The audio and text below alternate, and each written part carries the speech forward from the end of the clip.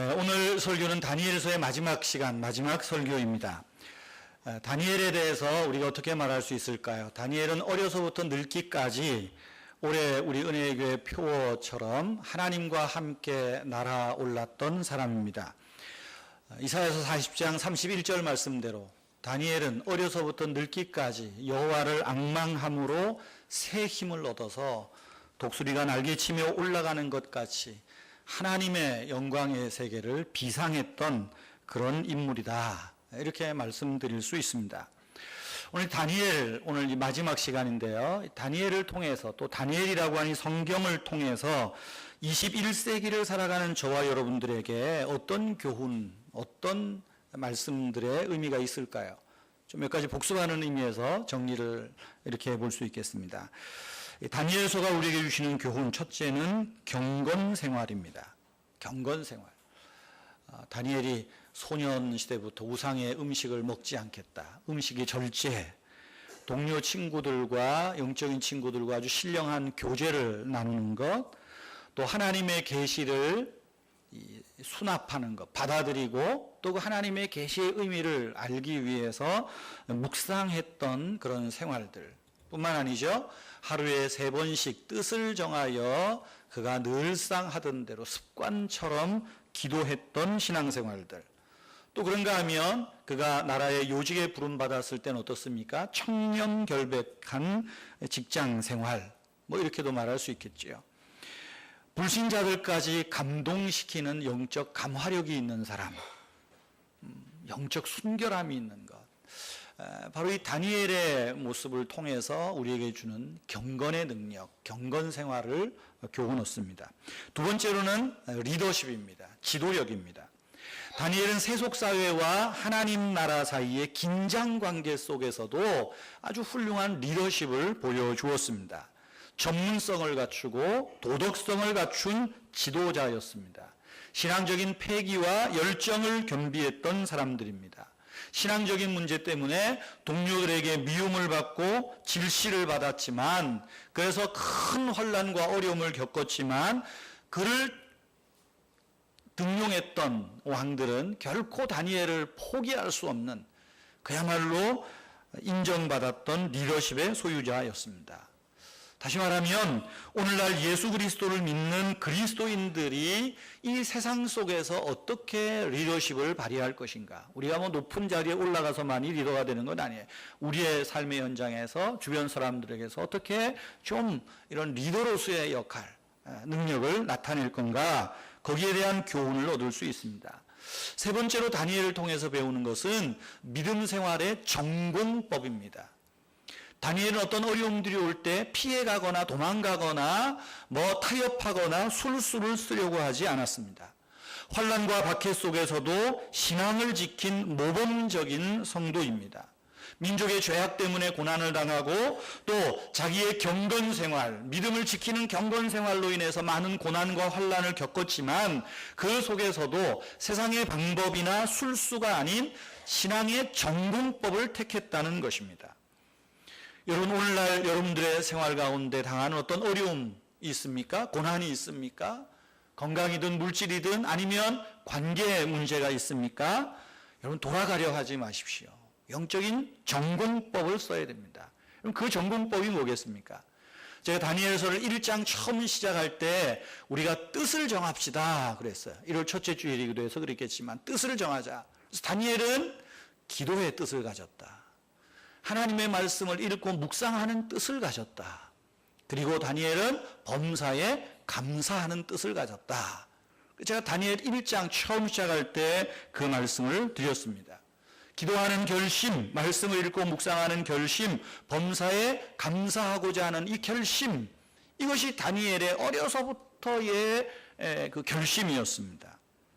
여러분의 가정과 사업에 어려움이 올 때 여러분 하나님을 믿는 신자들은 기도와 말씀으로 그 어려움들을 돌파해 가야 됩니다.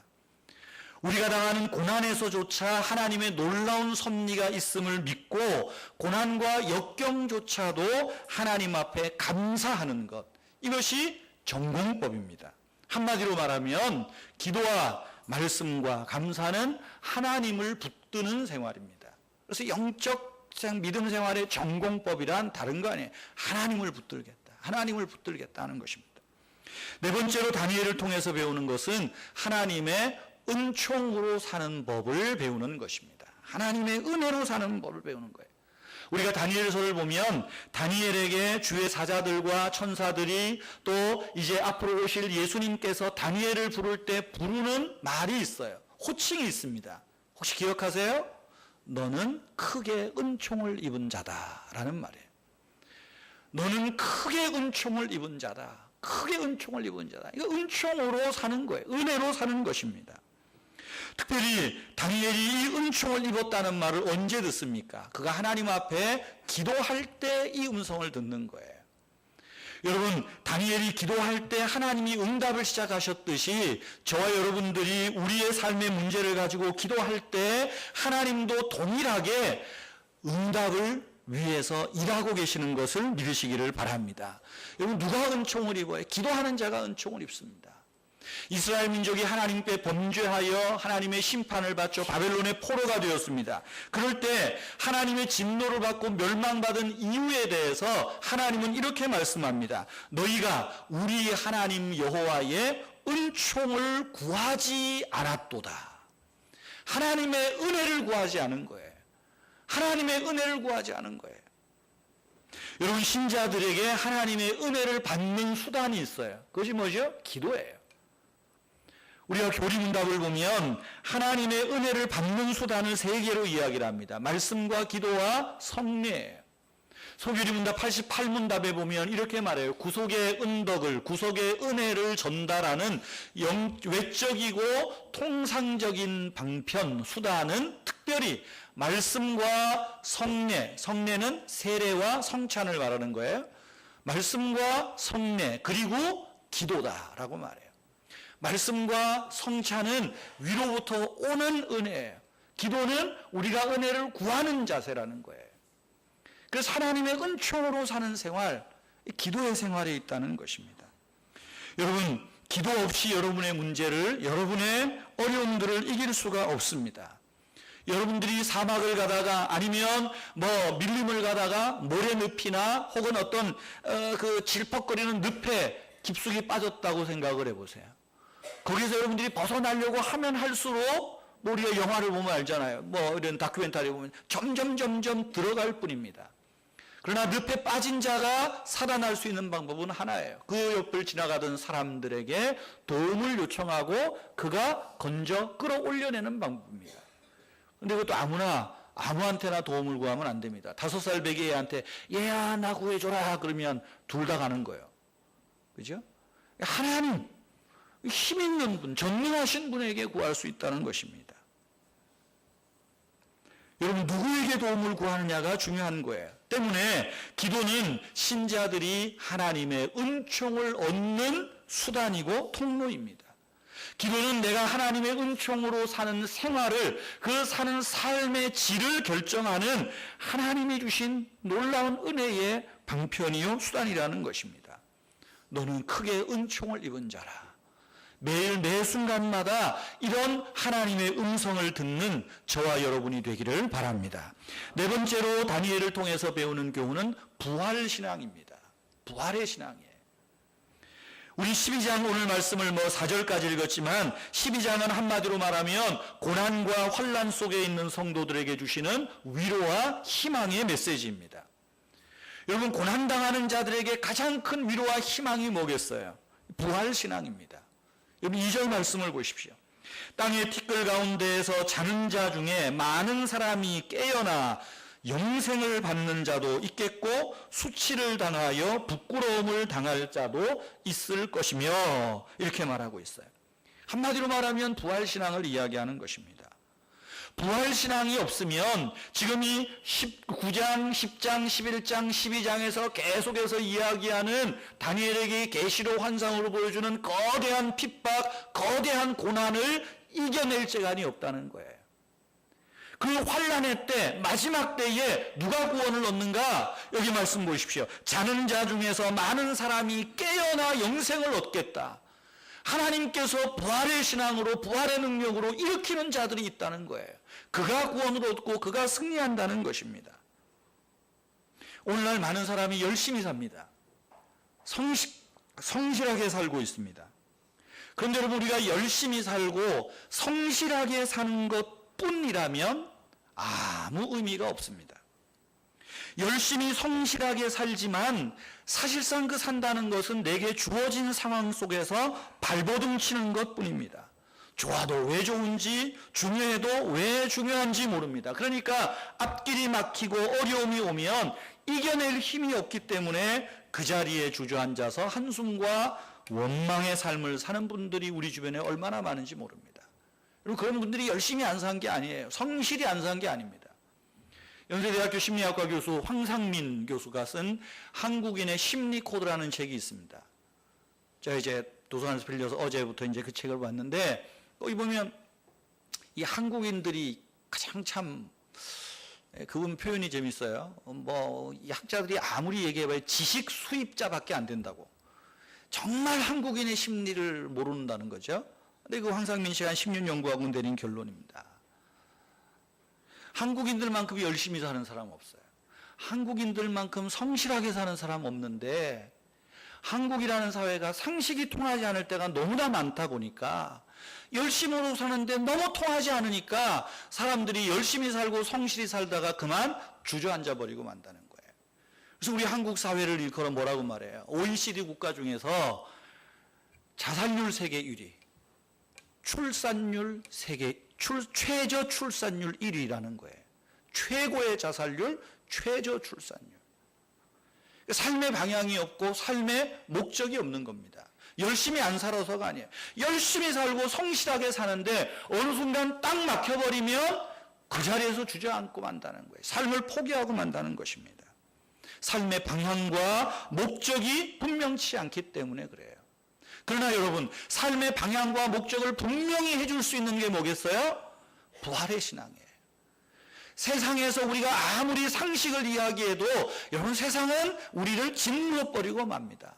그러나 이런 속에서 이길 수 있는 것은 부활의 신앙이에요. 부활의 신앙. 김성화라는 분이 있습니다. 이분은 경북대 수학과를 졸업했어요. 이제는 거의 아마 오래전에 본 거라 아마 돌아가셨을지 모르겠어요.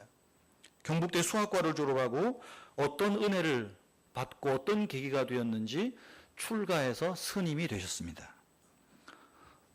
은혜를 받았다니까 이상해요. 스님이 됐습니다. 그래서 법명은 해경입니다. 해경 스님. 그때 당시만 해도 대학을 졸업하고 출가해서 이렇게 되는 분이 그렇게 많지 않으니까 굉장히 이제 엘리트로 많이 주목을 받았다 그래요. 그래서 불교계의 조계종에서 아주 중요 요직을 다 거쳤다고 합니다. 교육국장도 거치고 또 국내 포교국장을 거치고 해외 포교국장, 우리로 하면 해외 선교국장 이런 것까지 다 이제 거칠 정도로 아주 꽤 유명한 분이셨다고 합니다. 근데 이분이 이제 성품이 어제 강직하다 보니까 오랜 동안 내려오는 이 불교의 그 나쁜 관행들, 뭐든지 좀 이 종교도 조직이 자꾸만 많아지면 많은 것 같아요. 그래서 이분이 나쁜 관행을 바로잡기 위해서 아주 개혁의 선두에 서서 많은 일들을 했다고 합니다. 그리고 이분이 주도해서 불교 대학을 세우고 또 스님들을 이제 지적으로도 이렇게 교육할 수 있는 길도 열어주고 많은 일들을 했다고 그래요. 그런데 이제 항상 뭐든지 앞장서서 무슨 개혁 이야기하면 돌 맞잖아요. 그죠? 그래서 이제 이분을 반대하던 또 기득권 세력들이 막 해서 이분이 이제 모함을 받아서 교도소에 이렇게 억울하게 이제 누명을 쓰고 교도소에 갇히게 되었습니다.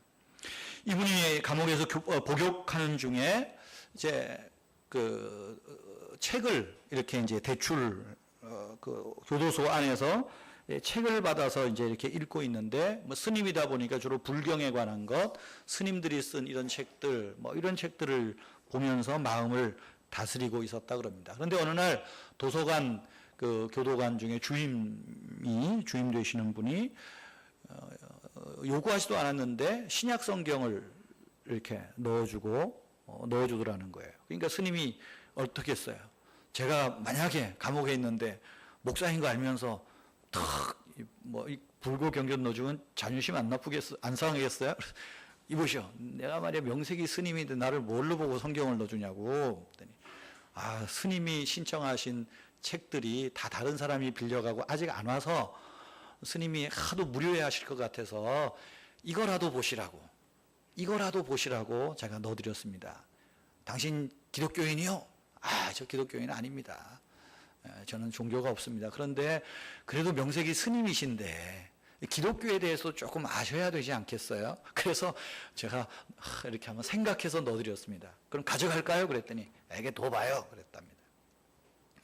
두고 옆에 볼 때마다 마음이 불편한 겁니다. 명색이 스님인데. 그래서 마음이 불편할 때마다 나무아미타불 관세음보살 이제 그러다가 그래 한번 읽어보자. 그리고 이제 성경을 펴서 읽기 시작을 했습니다. 읽으면서 황당한 소리고 말도 되지 않는 소리들, 또 좋은 얘기는 이건 우리 부처님도 다 하신 말씀이고, 그리고 넘어가는데 누가복음 7장을 보는데 이분이 뭔가 꽝 한 대 맞은 듯한 그런 생각이 드는 거예요. 누가복음 7장에 보면 7장 11절에서 17절에 보면 나인성 과부의 아들을 예수님이 살리는 장면이 나옵니다. 예수님이 제자들과 함께 길을 가는데 나인성에서 막 그 장례 행렬이 쭉 따라 나와요. 장례 행렬이 오는데 그 뒤에는 어떤 여인이 통곡을 하면서 오는데 이래저래 들어봤더니 젊어서 아버지를 남편을 떠나보내고 이 자식 하나 있었는데 이 자식도 좀 건강하더니 갑자기 이렇게 죽은 거예요. 그러니까 어떻게 얼마나 그러겠어요. 그러니까 이 모습을 보시고 예수님께서 자 장례 행처를 멈추어 세웁니다. 서시오. 그리고는 관에 손을 대시고 말씀하시기를 청년아 일어나라. 그러니까 이 죽은 청년이 일어난 거예요. 그리고 말도 하고 어머니와 이야기도 하고 사람들이 다 놀란 거지요. 다 놀란 겁니다. 그럴 법한 내용인데 이 해경 스님이 충격을 받은 것은 이와 비슷한 이야기가 불경에 있다는 거예요. 불경에 보면 인도 구시라성 시디림이라고 하는 숲이 우거진 마을이 있는데 그 시디림이라고 하는 숲이 우거진 마을에 제자들과 함께 석가모니가 길을 걷고 있습니다. 근데 한 젊은 과부가 통곡하며 거기에 앉아 울고 있는 거예요. 그러니까 가서 묻습니다. 왜 우느냐고.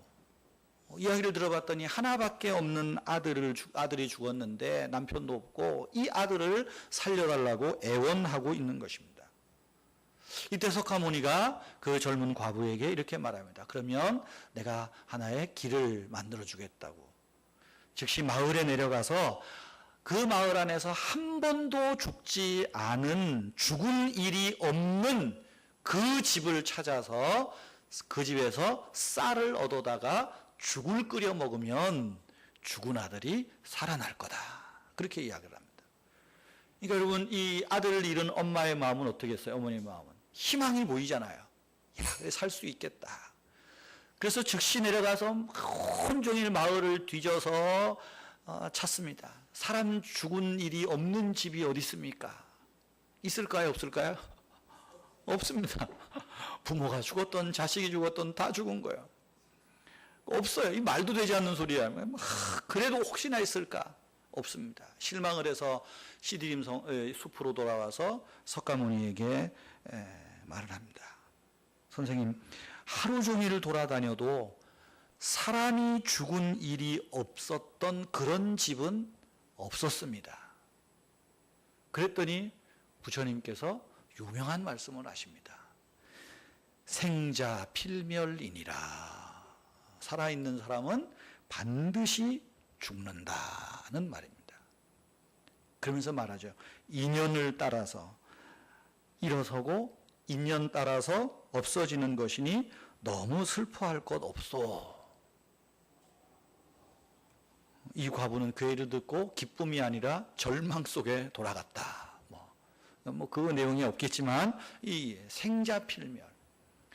그래서 이 해경 스님이 감옥에서 누가복음 7장에 나인성 과부 이야기를 했다가 팍딱 그 생각이 나가지고 뭔가 한데 얻어맞은 듯한 그런 느낌을 가졌다는 거예요. 뭡니까? 예수님과 석가모니, 기독교와 불교의 차이를 그 성경을 보는 순간 자기도 모르게 깨닫는 거예요. 예수님은, 기독교는 죽은 자를 살리는 종교이지만 불교, 석가모니는 죽음을 숙명적으로 받아들이는 종교다 라는 것을 이분이 인식한 거예요. 그래서 결국 그거를 깨닫고는 이분이 스스로 파괴해서 이제 다 때려치우고 출소한 다음에 이제 성경을 공부하고 신학교에 들어가서 목사가 되어서 이렇게 전도를 많이 하고 또 부흥회도 많이 다녔던 그런 분입니다. 이건 무엇입니까? 열심히 살고 성실히 살고 자기가 그 안에서 뭔가를 개혁을 이루어내고자 했지만 여러분 부활신앙이 없으니까 결국은 하나에 절망할 수밖에 없는 거예요. 그러나 이분이 부활신앙을 발견하니까 이제는 삶의 목적을 다시 찾고 삶의 방향을 새로이 설정했다는 것입니다. 환난과 고난으로 인생이 마감되는 것이라면 여러분 우리 인생은 인생이 아닐 것입니다. 많은 사람 중에 깨어나 영생을 얻는 부활 승리가 저와 여러분에게 약속되어 있다는 것을 믿으시기를 바랍니다. 여기 12장 13절 마지막에 보세요. 마지막 절에도 보면 너는 가서 마지막을 기다리라. 이는 네가 평안히 쉬다가 끝날에는 내 몫을 누릴 것이라. 마지막 날 하나님 앞에서 우리가 영생의 부활이 있는 그날에 우리가 이 땅에 행했던 그 놀라운 복음을 위한 주의 영광을 위하여 일한 것에 대한 몫을 누릴 거다. 이 부활신앙. 그래서 구약 성경에서 부활신앙이 이제 본격적으로 등장하는 것이 이 다니엘 때부터예요. 여러분 지금 다니엘이 이 12장의 메시지를 받는 게 어떤 겁니까? 지금 고난과 환난, 지금 자기 당대가 아니라 언제일지 모르는 끊임없는 작은 뿌리 적그리스도가 일어나서 교회와 성도들을 믿는 자들을 핍박하고 박해하는 이 환상을 보고 절망해 있는 거예요. 그러나 하나님께서 이 마지막 다니엘에게 주시는 메시지는 세상에서는 너희가 환난을 당하나 담대하라. 너희가 부활의 영광을 누릴 거다. 그 말씀을 하고 있는 거예요. 그래서 12장 1절 보세요. 그때에 환난이 극한 그때에 내 민족을 호위하는 큰 군주 미가엘은 좋은 천사입니다. 천사장 미가엘이 일어나서 우리를 구원해요. 그런데 누가 구원을 받아요? 하나님께서 약속하신 이들이 구원받는다는 거예요. 부활신앙을 가진 자들. 여러분 그렇기 때문에 우리 부활신앙을 가지는 성도들은 빛나는 인생을 살아내야 됩니다. 지금 제가 다니엘에 대해서 5가지를 요약했는데 이 5가지를 한마디로 또 압축하면 무엇입니까? 오늘 12장 3절에 있는 말씀입니다. 다니엘은 빛나는 인생을 살았다는 거예요. 빛나는 인생을 살았다는 것입니다. 부활신앙이 있기 때문에 이 삶을 사는 거예요. 하나님이 주시는 소망과 믿음이 있기 때문에 빛나는 인생을 살았다는 것입니다. 그러면 성도 여러분, 빛나는 인생을 살려면 우리가 어떤 자세로 이 땅에서 살아야 되겠습니까? 첫째는 여러분의 이름이 하늘 생명책에 기록된 것을 믿으시기를 바랍니다. 1절을 보세요. 1절 마지막 부분에 그때까지 없던 환난이 있을 것이지만 그때에 환난이 끝나는 그때에 내 백성 중 책에 기록된 모든 자가 구원을 받을 것이라. 아멘. 누가 구원받아요? 책에 기록된 자. 책에 기록된 자.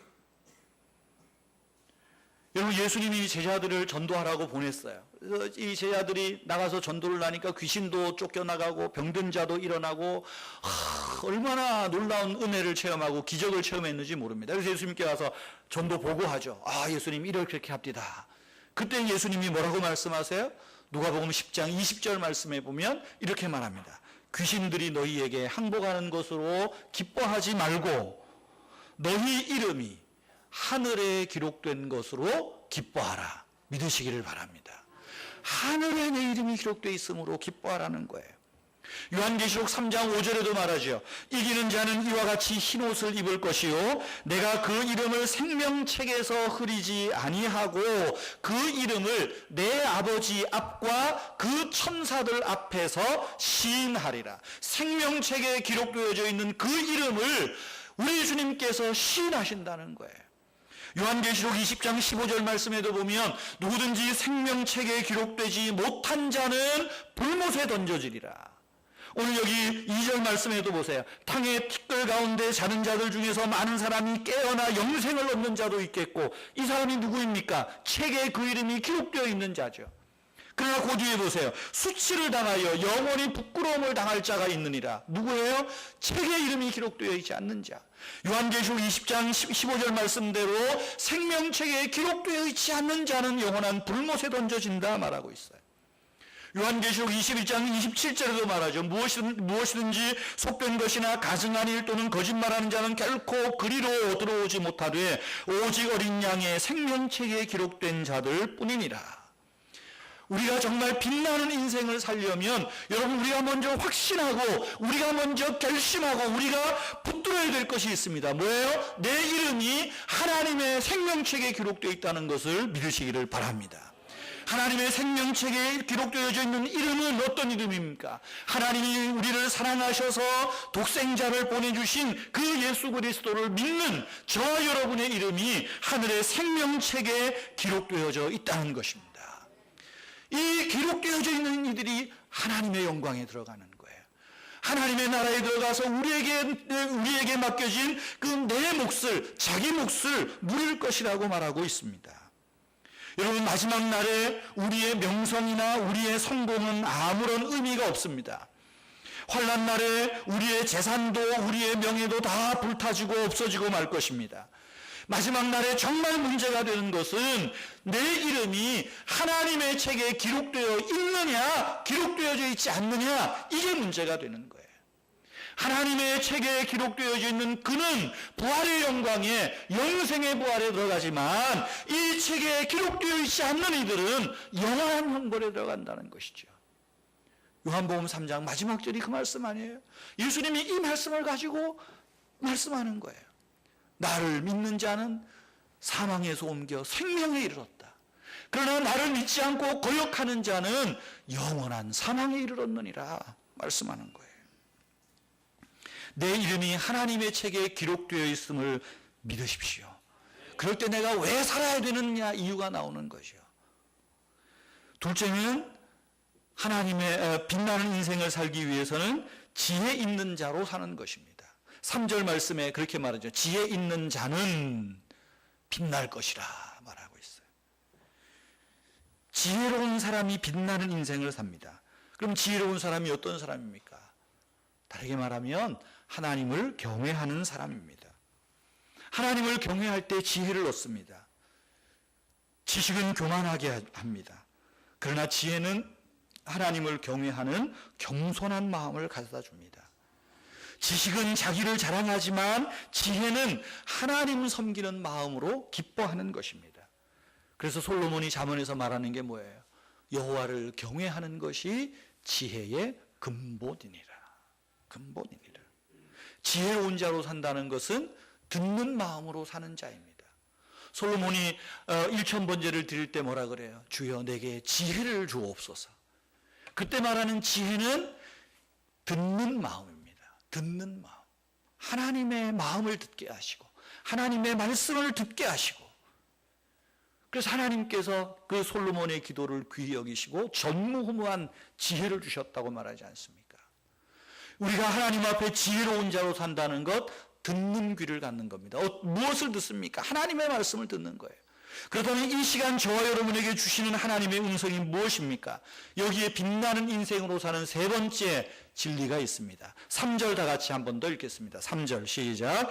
지혜 있는 자는 궁창의 빛과 같이 빛날 것이요 많은 사람을 옳은 대로 돌아오게 한 자는 별과 같이 영원토록 빛나리라. 빛나는 인생으로 사는 법 세 번째, 옳은 대로 많은 사람을 돌아오게 하는 것입니다. 여러분, 옳은 대로 돌아오게 하는 것 무엇입니까? 의로우신 예수님에게로 사람을 인도해 오는 일입니다. 여러분이 사랑하는 사람들, 여러분과 함께하는 사람들, 그분들을 주님께로 인도하는 일입니다. 전도하는 일입니다. 전도하는 일을 주님이 기뻐하시는 거예요. 얼마나 기뻐하시면 별과 같이 빛나리라. 별과 같이 빛나리라 말하고 있지 않습니까? 여러분, 저와 여러분이 신앙생활하면서 누군가를 전도했어요. 그분이 예수를 잘 믿었어요.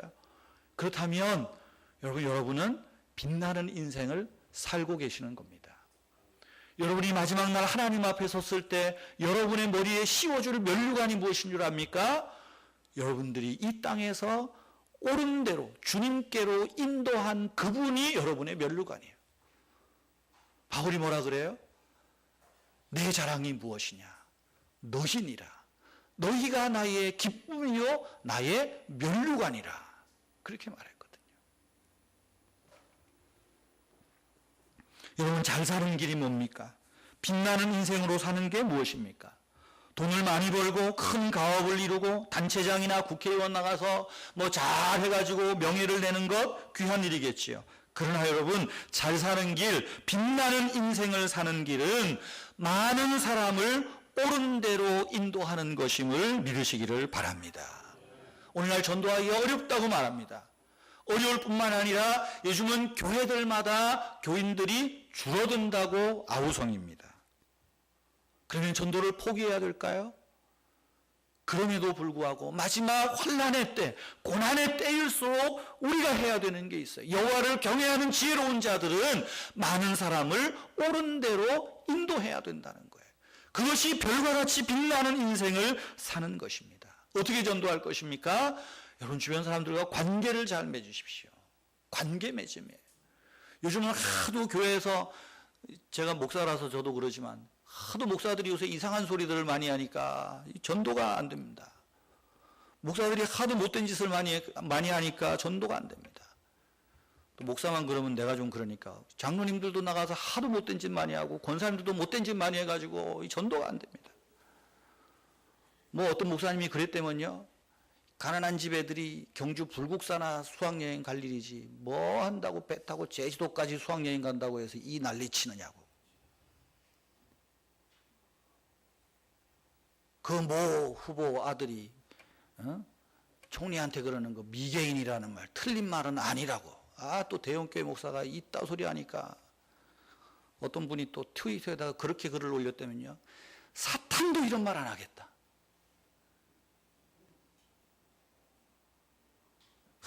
얼마나 무서운 말입니까? 그러니까 전도가 안 되는 거예요.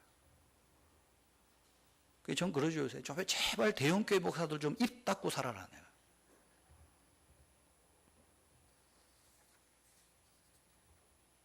그러니까 관계를 맺는 거예요. 이제는 그 방법밖에 없습니다. 애들한테도요, 야, 교회 갈까? 그러면 우리 엄마한테 물어보고요, 그래요. 옛날에는 왔는데 엄마한테 물어봐야 되는데, 엄마한테 물어보면 야, 교회 가야 별거 없어야. 그러니까 애들도 전도가 안 됩니다. 그러니까 이제는 전도하는 거는 다른 거 없어요. 관계 잘 맺는 거예요. 좋은 인상을 심어주는 겁니다. 영적 감화력을 주는 거예요. 다니엘이 어때요? 감화력을 주니까 이 다니엘을 사자굴에 집어넣도록 허락했던 왕이 뭐예요? 살아계시는 너의 하나님이 너를 구해주셨을 것이라.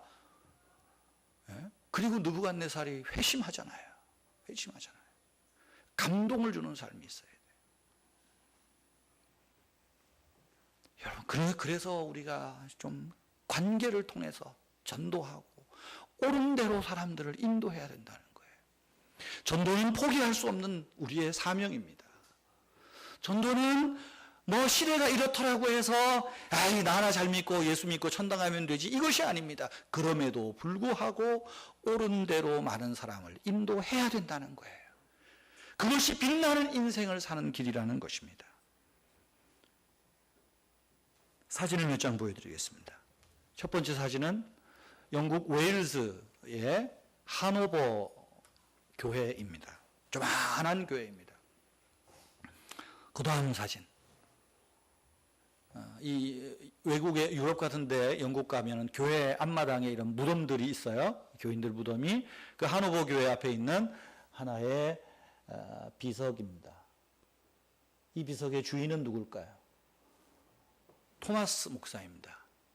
이쪽에 있는 분. 이건 조금 해서 제가 큰 걸로 좀 해봤고요. 그 옆에 있는 분은 로버트 토마스 목사님의 아버지 토마스 목사입니다. 목사님, 어머니 이렇게 돼요. 토마스 선교사 혹시 들어보셨나요? 1940년 9월 7일에 목사의 아들로 태어났습니다. 그리고 24살 자기 고향인 웨일즈 하노버 교회에서 목사 안수를 받고 3년 뒤에 런던 선교회 파송으로 중국의 선교사로 들어옵니다. 이때 나이가 27이었습니다. 26, 27. 근데 이분이 중국에서 선교 활동을 하다가 조선에서 온 천주교인 조선 사람 2명을 만나요. 이 사람들과 이야기를 하면서 보니까 성경이 없는 거예요. 성경을 잘 모르는 거예요. 뭐 천주님을 믿는다고는 하지만 성경을 몰라요. 그래서 이 토마스 신부가 그 사람들에게 중국어 한자로 된 성경을 주고 그러면서 이분이 기도를 합니다. 주님 뜻이 있으면 제가 조선에 들어가서 선교를 하겠다고. 그리고 이 사람들에게 조선 말을, 우리나라 말을 이제 배우기 시작을 했어요. 그렇게 준비하던 중에 토마스 선교사가 조선 땅에 들어갈 기회가 생깁니다. 미국 배입니까? 영국 배입니까? 뭐 제너럴 셔먼호 혹시 들어보셨나요? 제너럴 셔먼호가 이제 통상 무역을 압박하면서 이제 한국에 개방해라 그러잖아요. 그러니까 흥선대원군은 개방 못한다 막 그러고 있다가 그럼 우리가 자우지간 가자. 그래서 이제 저 평양 대동강을 따라서 평양으로 들어오는데 조선어 통역할 사람이 필요했던 거예요. 그래서 마침 수소문이 돼서 이 토마스 선교사가 떠듬거리지만 조선어를 배웠기 때문에 이제 통역관으로 들어옵니다. 그러면서 한문으로 된 성경을 한 1000여 권 정도 가지고 배에 싣고 왔다고 합니다.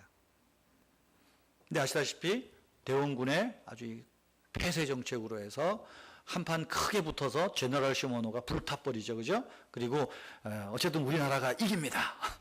승리합니다. 그때 토마스 선교사가 그 배에서 죽습니다. 목이 잘려 죽습니다. 토마스 선교사를 처형한 사람의 이름이 기록되어 있습니다. 박춘권이라는 포졸입니다. 박춘권 씨가 쓴 글이 남아있는데요. 이런 글입니다. 내가 서양 사람을 죽이는 중에 한 사람은 지금 생각할수록 이상한 감이 있다. 내가 그를 찌르려고 할 때 그는 두 손을 마주 잡고 무슨 말을 한 후에, 조선말 배웠다 그래도 뭐 급하면 영어 하지 않겠어요? 뭐라고 말을 한 후에 붉은 베를 입힌 책을 가지고 웃으면서 나에게 받으라고 권하였다. 그러므로 내가 죽이기는 했지만 그 책을 받지 아니할 수 없어서 받아왔노라. 박춘권이라는 분의 기록입니다. 그 책이 바로 성경책입니다. 근데 야사에 의하면 진짜인지 아닌지는 모르겠지만 박춘권이 이 책의 종이 질이 하도 좋아가지고 하나씩 찢어가지고 도배를 했답니다. 천장에 벽에 도배를 하니까 누워도 글을 보고 앉아도 글을 보고 보는 게 다 성경이잖아요. 아마 그러면서 어떤 변화가 일어나지 않았을까. 그래서 후에 박충권이 자발적으로 예수님을 믿고 훗날의 옛날에 영수가 됩니다. 그리고 교회를 개척하는 사람이 됩니다. 1866년 9월 6일에 일어난 일입니다. 조선 땅에 발도 디디지 못하고 그저 처참하게 목베임을 당해서 죽습니다. 그가 전해준 건 성경 한 권입니다. 그가 순교당하기 한 달 전에 하노버 교회에서 목회하는 아버지에게 보낸 편지가 저 하노버 교회에 가면 있습니다. 거기 보면 이런 편지입니다. 아주 잔인하고 사악한 대학살이 최근 조선에서 일어났습니다. 아마 이건 이제 천주교 신자들 그 박해 있잖아요. 그때 같아요. 그럼에도 누군가가 조선에 들어가 선교의 문을 여는 것의 중요성을 깨닫고 내가 조선에 들어가기로 결정하였습니다. 원래는 중국으로 왔는데 그렇게 해서 하는 거예요. 그리고 이 편지 후에 아무런 아버지는 소식을 듣지 못합니다. 선교부를 통해서 아들이 조선에 들어가려고 하는데 어떻게 됐나 수소문을 해봤더니 그렇게 순교의 제물이 되었다는 비보를 듣습니다. 그때부터 토마스 선교사 아버지 토마스 목사님 부부는 조선을 품고 기도하기 시작했다고 합니다. 이렇게 기도했다고 그래요. 하나님, 내 아들을 목베어 죽인 민족이지만 아들의 죽음이 헛되지 않도록 조선이 주님 땅에 주님 앞에 돌아오게 하옵소서. 이 기도를 한 번만 했을까요? 아마 돌아가실 때까지 안 했을까요? 그리고 토마스 선교사의 아버지는 1884년에 소천합니다. 18년여 동안 아마도 말씀드린 대로 내 아들을 죽인 조선이지만 이 조선 땅이 하나님 앞에 돌아오기를 기도했을 것입니다. 1884년이 무슨 해인 줄 압니까? 고종이 외국 선교사 입국을 허용하던 해입니다. 그래서 공식적으로 선교사 두 분이 우리나라에 오지요. 1884년 4월 부활주일 아침에 언더우드 선교사와 아펜젤러 선교사가 조선 땅에 발을 내리고 이제 허락하에 선교를 시작하던 때입니다. 여러분 놀랍지 않으세요? 나만 놀라운가요? 예? 놀랍지 않으세요? 여러분 27세의 나이에 그야말로 짧은 인생을 살았지만 여러분 그 토마스 선교사는 빛나는 인생을 살았던 분임에 틀림없습니다. 여러분 얼마나 오래 사느냐, 얼마나 많이 사느냐, 이것보다 더 중요한 건 얼마나 빛나는 인생을 사느냐가 중요합니다. 여러분 우리가 일제시대라고 하는 이 참혹한 세월을 지냈지만 여러분 그 잘 버티오다가 변절해서 그저 자기의 부귀영화를 누리려고 변절했다가 지금 친일파 소리 듣는 분들이 얼마나 많아요. 독립선언문 썼던 최남선도, 이광수도, 김환란 박사도 얼마나 멋진 삶을 살았습니까? 그러나 그들에게 치명적인 일이 뭐예요? 오래 살았을지 모르지만, 많이 누렸을지 모르지만 아름다운 인생은 아니에요. 빛나는 인생은 아니었다는 것입니다. 배형규 선교사, 목사님, 아프가니스탄에 단기 선교 갔다가 이슬람 과격단체에 참소당했던 분이죠. 배형규 목사님 아버지가 제주도에 있는 어느 교회 장로님이세요. 그 장로님이 형규라고 하는 이름을 지은 일이 있습니다. 별과 같이 빛난 아들이 되기를. 별과 같이 빛난 아들이 되기를. 그래서 형규라는 이름을 지었다 그래요. 짧은 생을 살았지만 빛난 인생을 산 거예요. 사랑하는 성도 여러분, 저와 여러분이 빛난 인생을 살았으면 좋겠습니다. 그냥 묻어가지 맙시다. 이왕이면 내 이름이 하나님 책에 기록되어 있고 말이죠. 내가 누구요? 내가. 여러분이 누구요? 하나님 아들 아닙니까? 하나님 자녀 아니에요. 하나님 자녀니까 좀 죄송합니다. 비리비리 살게 하지 말고 좀 빛나게 살기를 주님의 이름으로 축복합니다. 여러분 기억하십시오. 여러분의 이름이 하나님의 책에 기록되어 있습니다. 하나님을 경외하는 지혜로 삽시다. 그리고 많은 사람을 옳은 대로 인도하는 저와 여러분이 되기를 주님의 이름으로 축복합니다.